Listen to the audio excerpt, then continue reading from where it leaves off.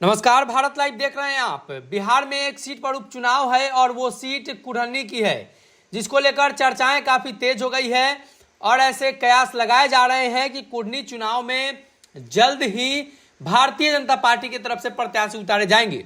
लेकिन बड़ा ही मामला फंस गया है। दरअसल चिराग पासवान की एंट्री के बाद चर्चाएं तेज हो गई है कि चिराग भी उस जगह से चुनाव लड़ने जा रहे हैं। हालांकि चिराग ने ऐलान किया है कि वो एनडीए गठबंधन के साथ रहेंगे, लेकिन चिराग ने इस बात पर भी हामी जताई है कि एनडीए गठबंधन के किसी दल में से एक दल को वहां से चुनाव लड़ाया जाएगा।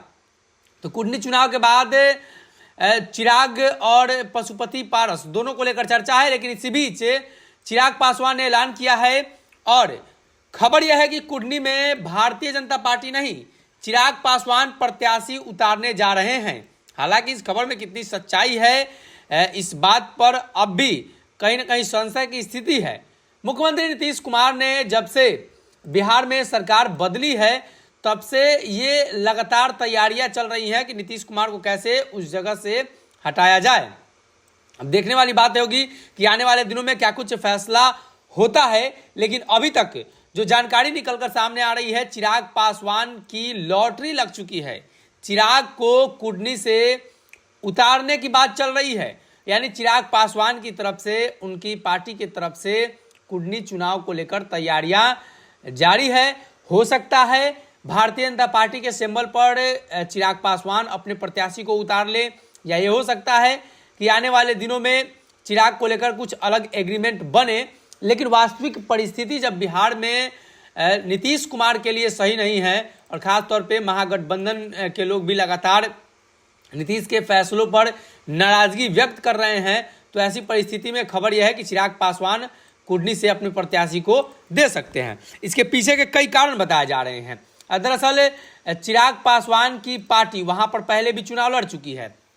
जो जानकारी हमारे पास है, हम आपको बता रहे हैं कि केदार गुप्ता भारतीय जनता पार्टी और जदयू से मनोज कुशवाहा चुनाव लड़े हैं, लेकिन वही 2010 में इस सीट से जदयू के मनोज कुशवाहा विधायक चुने गए थे और उन्होंने लोजपा के विजेंद्र चौधरी को हराया था।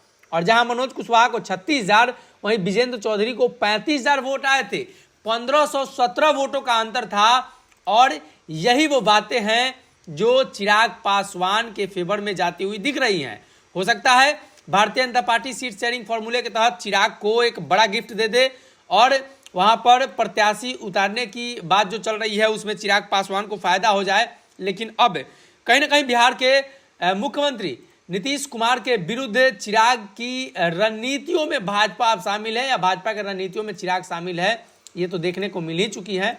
अब वास्तविक परिस्थिति का इंतजार चुनाव के दरमियान ही हो पाएगा।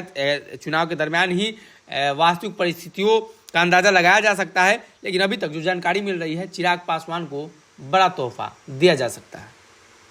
अगर ये वीडियो पसंद आई और वह बिहार के राजनीति और बिहारियत से सरोकार रखेनी तो सब्सक्राइब बटन दबा के चैनल के सब्सक्राइब कर ली। ओजे एगो घंटी बा, ओकरा बटन दबा देला से कुल सटीक और मारक खबर रुआ मुफ्त में मिल जाई। अगर रुआ पत्रकारिता के हमनी के नया प्रयोग में सहयोग कर चाहतानी तो ज्वाइन बटन दबा दी। पेटीएम नंबर नोट कर ली 938681